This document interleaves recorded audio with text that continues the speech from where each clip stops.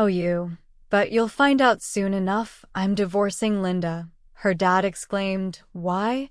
I found out she's been having an affair with her boss for the past 12 years. I revealed.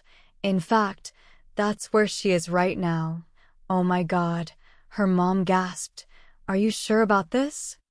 I've had my suspicions for a while, especially after Linda's so-called retirement. I explained it a month ago. I told you about a month ago. I hired an investigator to dig deeper. I have a detailed report, photos, and even video evidence. If you're curious, no need for that. She refused, and you're sure you can't forgive her? Absolutely, I reiterated. Not after all this time. I'd like to. I can't believe she'd do something so stupid. Well, you take care of it. I'll be ready for Sophie's party, Rhonda offered. After thanking Rhonda, I motioned for George to join me in my home office, handing him the written report. He was visibly shocked by its contents. Shaking his head in disbelief, that foolish woman, he muttered, handing the report back to me. I'm sorry, John. She's my daughter. But this is hard to swallow. Now do you understand my position? I sympathized. What was the plan with this Grant guy? He inquired. I've taken legal action against him and his sister. After 12 years of stealing your wife, he gets off easy. Do you know how far this lawsuit will go? I get it, George, I admit it, but I have to think about my kids. Going to jail is not going to help anyone. I suppose you're right. Right, he conceded. But based on this report, it seems Grant has a thing for married women. I bet Linda's not his first target. Probably not. I agreed. Let me handle this jerk, George suggested. He ain't worth you going to jail for. He ain't worth it. I agreed. Here's an idea, John. George suggested. Let me handle this jerk. I ain't going to go to jail for. He ain't worth it. I'm not going to let you risk going to jail over him, I assured him. Son, don't worry. George reassured me. Nobody's going to jail. GOR was a burly man used to physical labor. I'd met some of his Kia workers, equally imposing figures who looked out for each other. What's your plan? Plan? I inquired. The less you know, the better. George replied with a wink and a grin. All right, if you say so, I agreed. He grinned and gave me a hearty pat on the shoulder. Come on, John. Let's go. Enjoy some time with the kids, he suggested. We went outside to find Rhonda. She had everything ready for Sophie's party. When Sophie came down, her eyes lit up at the sight. Thanks, Daddy. She beamed and hugged me. This is awesome. I wish Mom could see it. Me too, I admitted. But we'll take plenty of pictures for her. Okay, she agreed. I fired up the grill and cooked burgers and hot dogs for everyone around 4 p.m., Sophie's birthday, 30 p.m. The doorbell rang, signaling the start of the festivities, and over the next half hour, Sophie's friends arrived with their parents, all eager to join in the fun. Among the last two to arrive were Natalie and her husband Ralph with their daughter Denise. After welcoming them inside, I directed Denise to the backyard, where the party was in full swing. I offered Natalie and Ralph drinks. I struck up a conversation. I'm surprised to see you here, Natalie. Wasn't there a big business trip planned? I asked. That's Linda and Grant's gig, she clarified. I'm just assisting in the office. I see, I replied. Is everything okay between you and Linda? Natalie inquired. Why are you asking? I countered. You're not wearing your wedding ring, she observed. I glanced at my finger, noticing the absence of my ring. We returned it to her, revealed. Maybe Grant will have better luck keeping her loyal than I did. What's that supposed to mean? Natalie pressed. Come on, Natalie. I objected. Don't sugarcoat it. I know your brother's been seeing Linda. John, please. Linda still cares about you, Natalie insisted. Yes, so much that she's been lying to me for 12 years. I feel so appreciated right now, I sarcastically retorted. What's your plan? Natalie inquired. What do you think? I'm going to dump her. She and Grant? You'll be served soon, I replied. Glancing at my watch, served, Natalie asked, "Yes. Linda's getting divorce papers and I'm taking Grant to court. You'll be served on Monday," I informed her. "Why are you suing me? I haven't done anything," Natalie protested. "Right." I shot back. "You've known what they've been up to for years. My investigator even thinks you might have helped them, and all this? How many times did you sit in my house, eat my food, and know what Linda was doing with your brother? Did you enjoy making a fool of me? Now my family is torn apart, and you're partly responsible because of you three. I'll never trust another woman again, and my children have lost their mother. I hope you're satisfied." "I'm not happy about this, John," Natalie insisted. "I'm sorry." "Sorry isn't enough, Natalie," I countered. "You all conspired to destroy my family for 12 years. You didn't care how it hurt me or my children, and now you've succeeded." "That's not how it worked, Natalie. Was it really just business between you?" I questioned at first. Yes, she admitted it was Grant's idea. Linda went along because she wanted the job, but she wasn't happy. Things changed over time. Even after she sold her company and said she was retiring, I questioned. That was all her decision. Natalie clarified.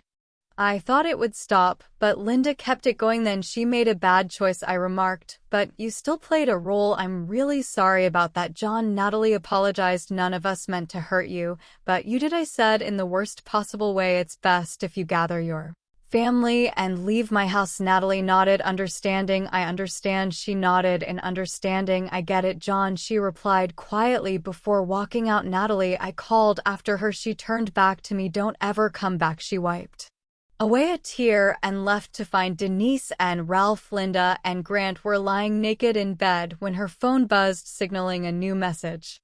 Assuming it was John sending photos from Sophie's party, she quickly checked it only to read a text from Natalie. "Oh damn," she blurted out. "What's wrong?" Grant asked. "It's Natalie. John knows everything," Linda explained. "I should clean up and go home. Is that a good idea?" Grant asked. "Yes," Linda confirmed. He threw on his robe and got out of bed. Just then the doorbell rang. Who could it be? Grant wondered aloud. Looking out the window, he saw a sedan and a moving truck in the driveway. He hastily put on some clothes and a robe, Linda following behind. Opening the door, they were met by a man in a light jacket. "In a light jacket, what's up?" Grant inquired. "Are you Grant Jacobs?" the man asked. "Yes," Grant replied. "And is Linda Walker here too?" "That's me," Linda confirmed, stepping forward. "I need to see some ID," the man asked. "Why?" Grant asked, reaching for his wallet. The man silently checked Grant's license before handing him an envelope. "You've been served," the man informed him. Then turning to Linda, he requested her identification. Sure, Linda complied. Retrieving her wallet after checking her license, the man handed her another envelope. "You've been served," he stated, "and there's a restraining order including you both. Must stay at least 500 feet away from Mr. John Walker, his home, his place of employment, and his children's school. Violation of this order could result in your arrest. Have a nice day." With that, he walked away, leaving Linda and Grant stunned as they exchanged glances. "Excuse me, is Linda Walker here?"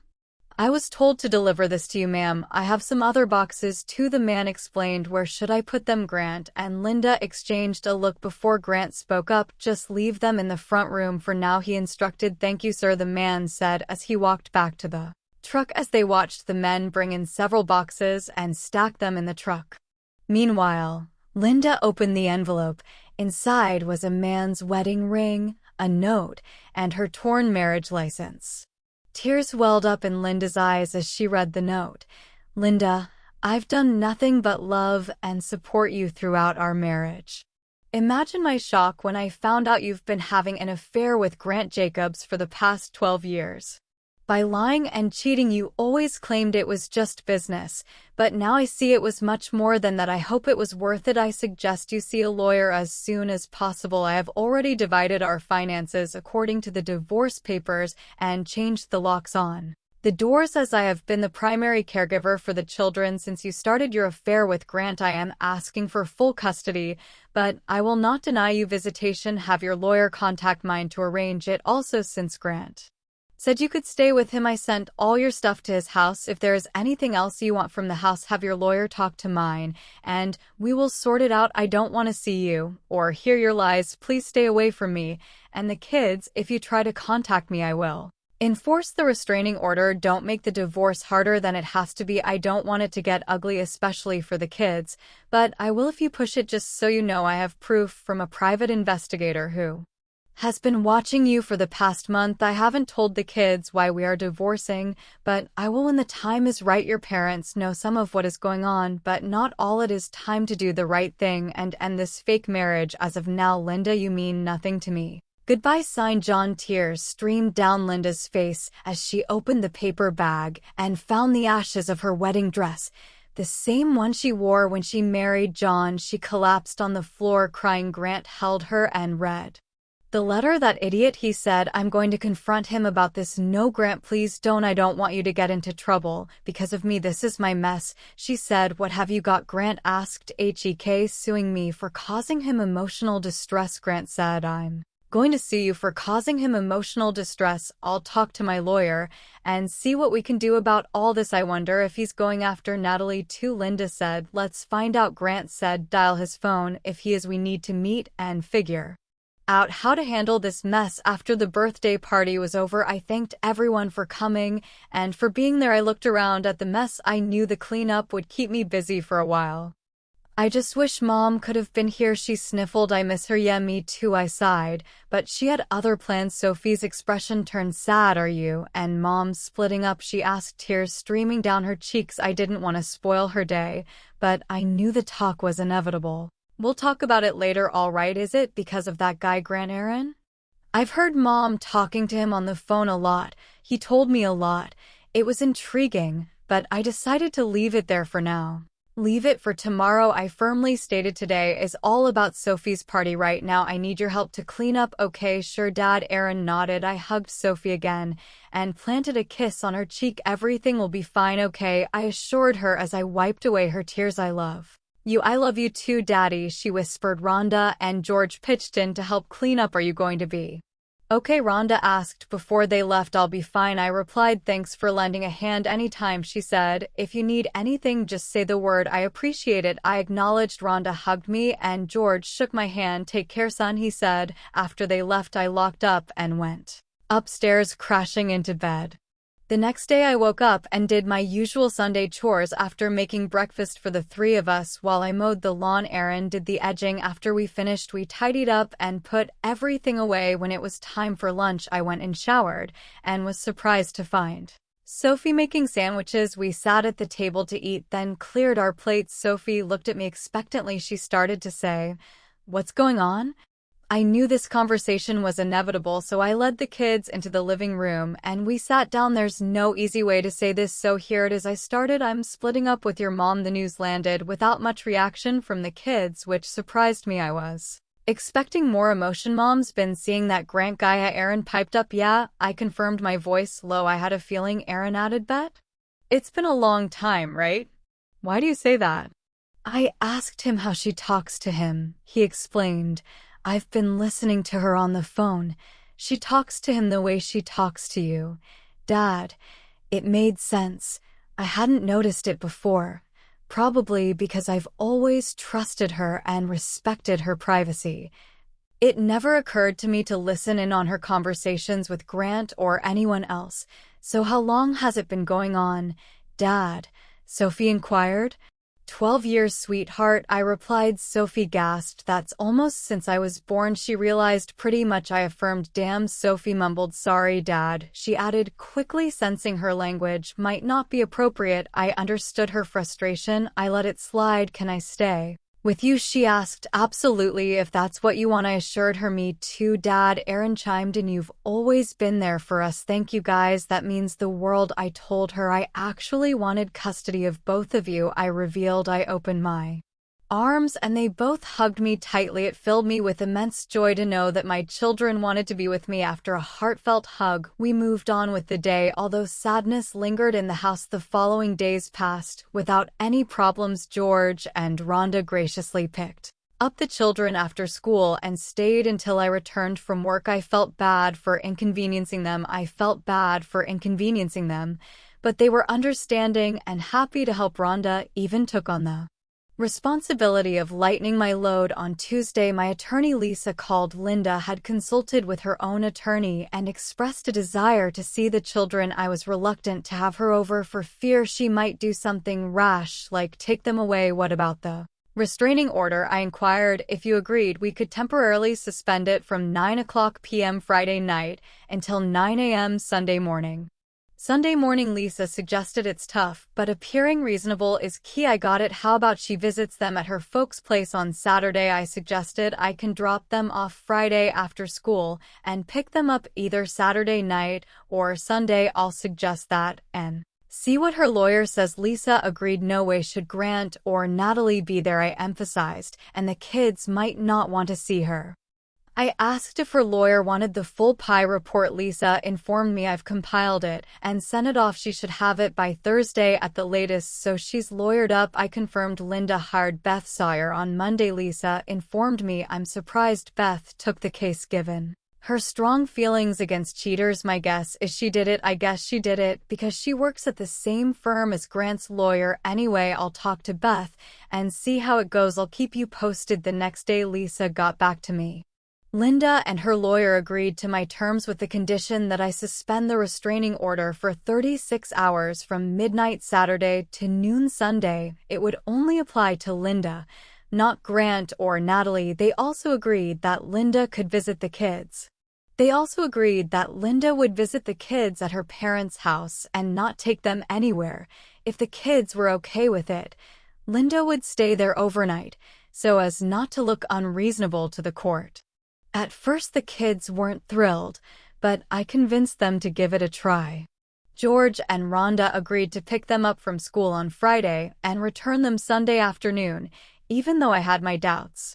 I trusted them. George even suggested we go to a bar for some sports and beer Saturday night. Friday morning, I made sure the kids had everything they needed for the weekend. After hugs and kisses, I dropped them off at school, reminding them to call if Grant, Natalie or their mom showed up. Once I knew they were safe inside, I left for work the next night. George stopped by around 5:30, and we went to the Flat Stick Pub, a popular downtown sports bar, for burgers and beers, catching up while watching the screens between bites.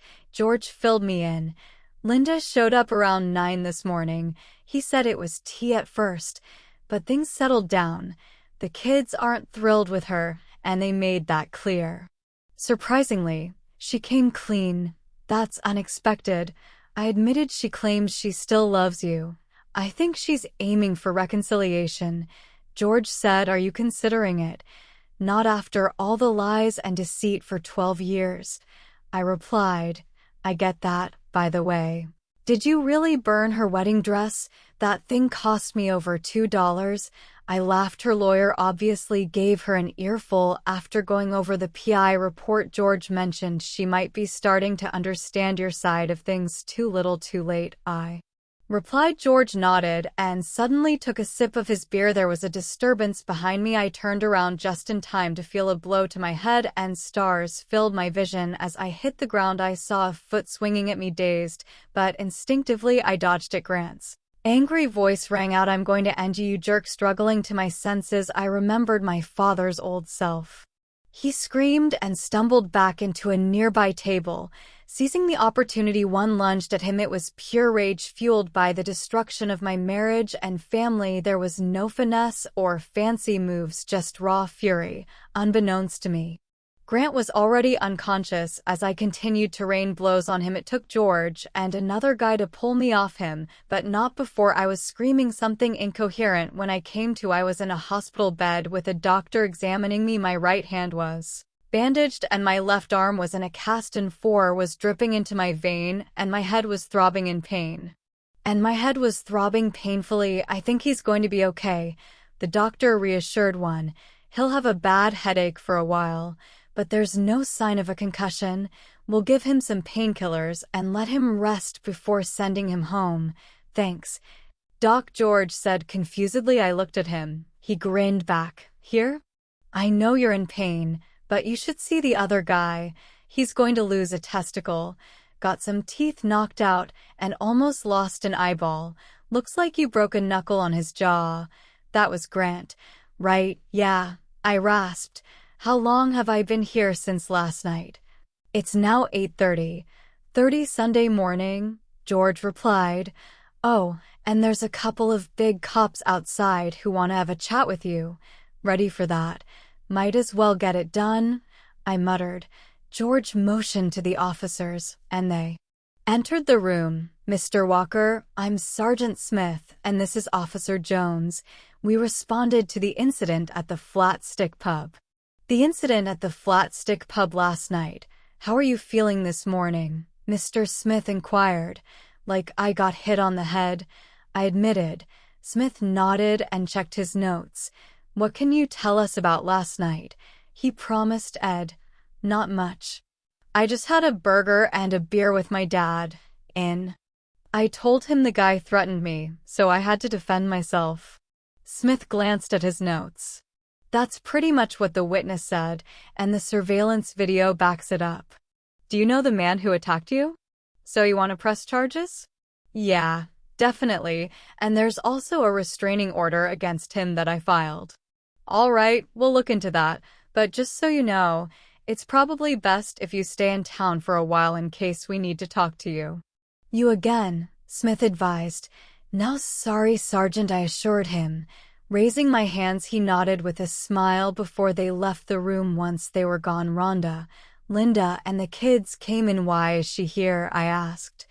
Glaring at Linda, my restraining order doesn't kick in until noon. Linda explained. I thought you were with your boyfriend, I remarked. She looked down, embarrassed. I wanted to see you first, she admitted. Besides, Natalie's with him, and he's still recovering. I nodded, and the kids crowded around me. Sophie's eyes welled up. Are you going to be okay, Daddy? She asked. I'll be fine, sweetheart, I assured her. I heard you gave Grant quite a beating last night, Aaron chimed in with a grin. That's the talk. All right, I admitted, glancing at George. But it's nothing to brag about. You get my drift?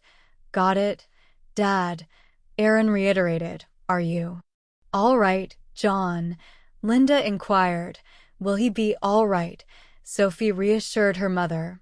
We'll take good care of him, won't we, Aaron? Yes, we will, my son reiterated. Linda glanced at our teenage children. Before we talk, if it's okay with you, I'd like to talk to your dad alone for a minute, she asked. They glanced at her briefly before nodding. Sure, Sophie agreed, but we'll be right outside. Come on, Aaron, she urged, grabbing her brother as they left the room. George and Rhonda, John, Linda began. As soon as we were alone, I can't express how sorry I am. Well, as I told Natalie last Saturday, sorry doesn't even begin to cover it, I replied.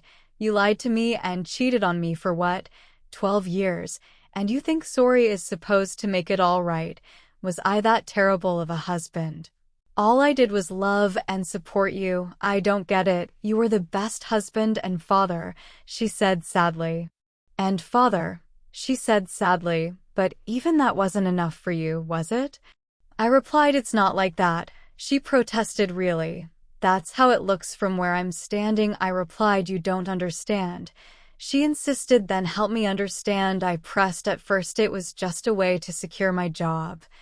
She explained Grant made having intimacy with me a condition of getting the job. Why didn't you come to me first? We could have done something about it. Oh, I see. You wanted that job so badly that you thought sleeping with Grant was a small price to pay, even if it tore our family apart. I remarked, I made a deal with the devil. I scoffed, give me a break. The reality is you craved that job so much you were willing to sleep with him for it, even if it meant losing everything. Remember your old mantra, it's just business. Tell me, Linda. Where does tearing our family apart fit into your bottom line, huh? What I'm curious about is why did you keep it? After you supposedly retired, that was my fault, she admitted. I guess I reached a point where I thought I could have it both ways. You have feelings for him, don't you? That's why you kept at it. How long did you plan to keep at it? Forever? Did you really think I'd never find out? Or did you expect me to just accept it once I did, and? Remember, I know more than you think. I reminded her. Yes, I started to care about him. She confessed it was hard not to after all these years. I thought you loved me enough to let me have this. I tried my best not to let it affect you. Are you serious? I exclaimed. Every moment you spent with him took away from us. Surely you remember the concept of opportunity cost, the loss of potential gain. Opportunity cost, the loss of potential gain from other options. When one is chosen, you chose him over your family. As a result, you lost your family. But I still love you, she insisted. I never stopped loving you, but you lost respect for me, I countered. She looked stunned. No, never, she protested. Yes, you did, I insisted. That's why you told him. Her eyes widened. You heard her gasp. Yes, and more, I confirmed. You told Grant you'd rather spend time with him than with your own daughter on her birthday. What kind of mother does that? What kind of message does that send to a vulnerable teenager? Did you even think about her or Aaron? Think about them, or Aaron, when you missed his birthday last year. She flinched at that. I guess I'm just failing as a wife and a mother, she muttered quietly. That's your interpretation, not mine. But if it's true, I shrugged. Oh, and I'm sure your partner in crime will be relieved to know I can't go after him for child support. I had the DNA done. I had the tests done, and the kids are mine. She stared at me stunned. Wow, you actually thought I would do that to you, she exclaimed. Well, you lied to me for 12 years, I explained. You schemed and tricked me the whole time, hiding your affair. What else would I think? Oh, and you may want to know, I picked up something from both of you. You may not realize it. But Grant likes to play the field. You're not his only conquest, I suspected, but I wasn't sure what's next. She inquired. Sign the papers, Linda. End this sham marriage. Then get some help and get yourself straightened out. For the child's sake, I urged. You'll probably have plenty of time. I bet Grant will be a resident of the state for a while. You're probably right. She conceded. Okay, I'll sign the papers. I'm sorry, John, for everything you already said. I reminded her. I guess I did, huh? Well, thanks for letting me spend time with the kids this weekend. She acknowledged. No problem, I replied. I know you doubt it, but I love you, she confessed, and I wish you could find a way to forgive me and give us another shot. Shot, you're right, I don't buy it, but thank you for saying it, I replied. I suppose a part of me will always care for you too, but it's not enough. I have to trust my partner, and after what you did, I'm not sure I can trust anyone again. She nodded silently, tears streaming down her face. I understand. She whispered goodbye. John. She kissed me on the cheek before leaving the room. I kissed her on the cheek before she left the room in tears. George. Rhonda. And the kids came in afterward. Is everything okay, son? George inquired. Yes, I replied. We talked it over. I think she finally understands how badly she messed up. Does that mean you and Mom are getting back together? Sophie asked. I shook my head. No, honey, I said. But you still love each other? She insisted that it takes more than love to make a marriage last. Sophie, I explained that trust is just as important, and right now I don't trust her. One day you'll understand that for yourself. After a final checkup from the doctor, I was released. George drove me home with the kids. Later that night, I received a frantic phone call from George and Linda. Natalie Natalie discovered her unconscious at Grant's place while retrieving some of his belongings. A note on her bedside table simply said, "I'm sorry," even though she nearly died. Linda survived and spent a few days in the hospital after being evaluated by mental health professionals. She was placed under George and Rhonda's care and eventually moved back in with them. She signed the divorce papers without contesting anything. Lisa informed me that I would be officially divorced in 90 days. Free, yeah, right. Grant and Natalie's attorney quickly settled with us for half of what I had originally asked for, leaving me with about $3.5 million after legal fees.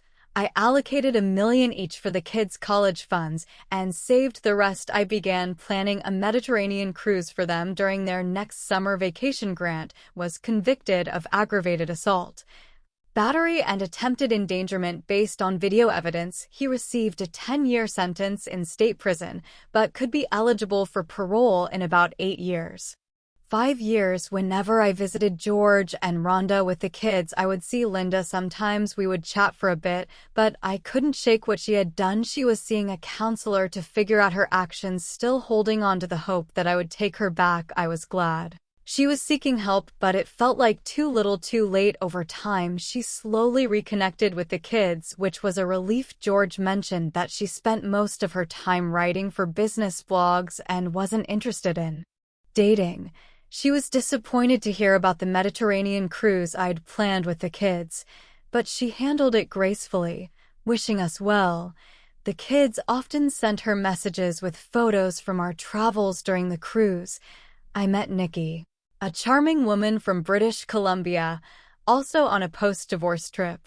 She was a little younger than Linda, with blonde hair and a cheerful demeanor. I enjoyed her habit of ending sentences with a "she had 2 kids, a little younger than mine," who were spending the summer with their grandparents in Idaho. We spent a lot of time together, sharing our stories and even going to bed together a few times. Sophie teased me about having a girlfriend. We exchanged contact information at the end of the cruise and promised to keep in touch through email and Skype.